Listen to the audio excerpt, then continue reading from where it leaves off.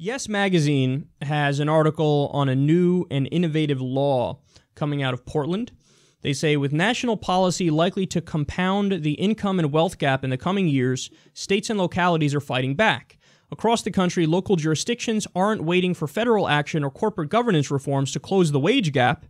In December, for example, the city of Portland, Oregon, passed an ordinance to raise the business tax on companies with CEOs who earn more than 100 times the median pay of their workers. Portland officials said the ordinance is the first of its kind in the country, and now more cities and states are poised to follow suit. Okay, so let me give you some more facts on this. The tax will raise $2.5 million to $3.5 million a year. It'll help pay for the city's homeless programs. Similar proposals exist in Illinois, Massachusetts, Rhode Island, Minnesota, and Connecticut. And most smaller and medium-sized businesses in the city are not going to be hit by the tax. 88% of revenue for the tax will come from the top 10% of corporate taxpayers. So in other words, it's mostly the biggest corporations that have a wage gap where the CEO makes, more than 100 times what the average worker makes.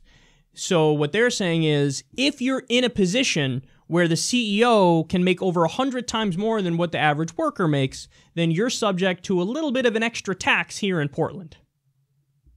I think that's a great idea.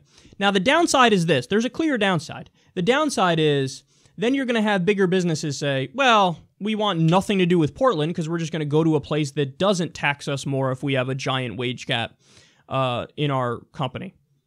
Okay, but that's why, to me, that's only further evidence that you need laws like this at a federal level, as opposed to at a local level, city level, state level, whatever it may be. Because then what happens? If the federal government says, yeah, you get taxed a little more if there's a wage gap where the CEO makes more than 100 times what the average worker makes. Guys, the average in like the 80s was like 32 times or so. Like you had a CEO that made 32 times the average worker. There was a time when it was like 12 times what the average worker made. It just kept getting further and further and further apart.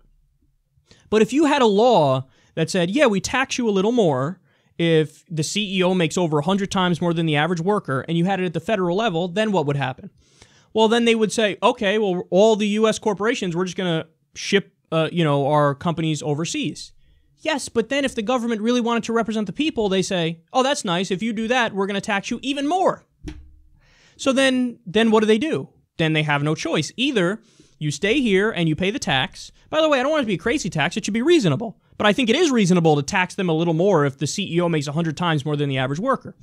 So then you tell them either you stay here and pay the reasonable tax, or you could ship your jobs elsewhere and we'll fine you and tax you and it'll be even more.